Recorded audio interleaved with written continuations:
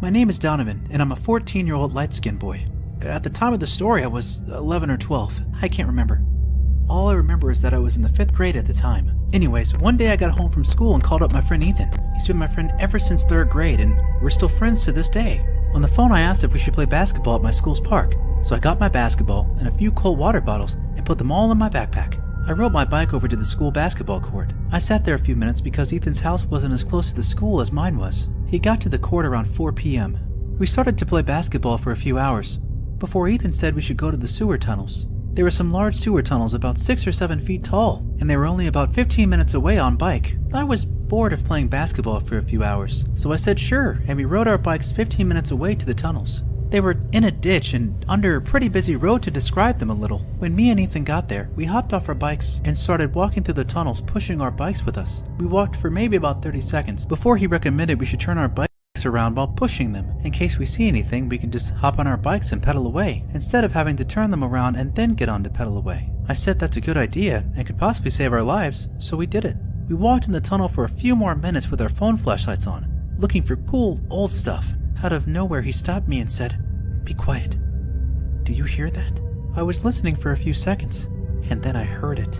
I heard loud breathing and a giggling going through the tunnel. He whispered with a worried look that we should get out of here. I was scared as hell. I obviously agreed. We got on our bikes and started pedaling as fast as we could to get out of there. As we were riding through the tunnel, the breathing and giggling turned into this very loud and psychopathic screaming and laughter. We also heard someone chasing us. After a few seconds, there were some loud footsteps following us.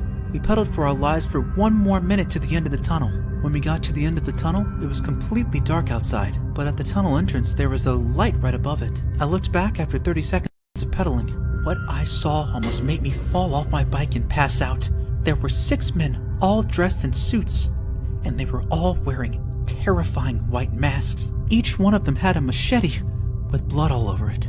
I also noticed that their masks and suits had blood smeared all over them. I saw all that and screamed, and they started chasing us. We were still pedaling away, desperately trying to get to my house. We got to my house after 10 minutes. We hid our bikes in my garage, because if they saw the house with the same bikes we rode away in, they would know it was us. Earl and I burst into the house where my parents were watching TV. We told our parents what we saw, and they called the police. Ethan and I told the cops where we saw the men, and they drove over there. When the policemen entered the tunnel, 2 of the men charged at them with machetes, and the police ended up having to kill those 2 men. I don't feel bad. The other 4 men were found in a room in one of the tunnels. In the room, they found the 4 men, but in that room there were around 20 dead bodies, and 4 kids still alive, with tape around their mouths. The police arrested the men and freed the kids, and thankfully, the kids were alright. The 4 men got sentenced to death, and were thankfully executed about a year ago.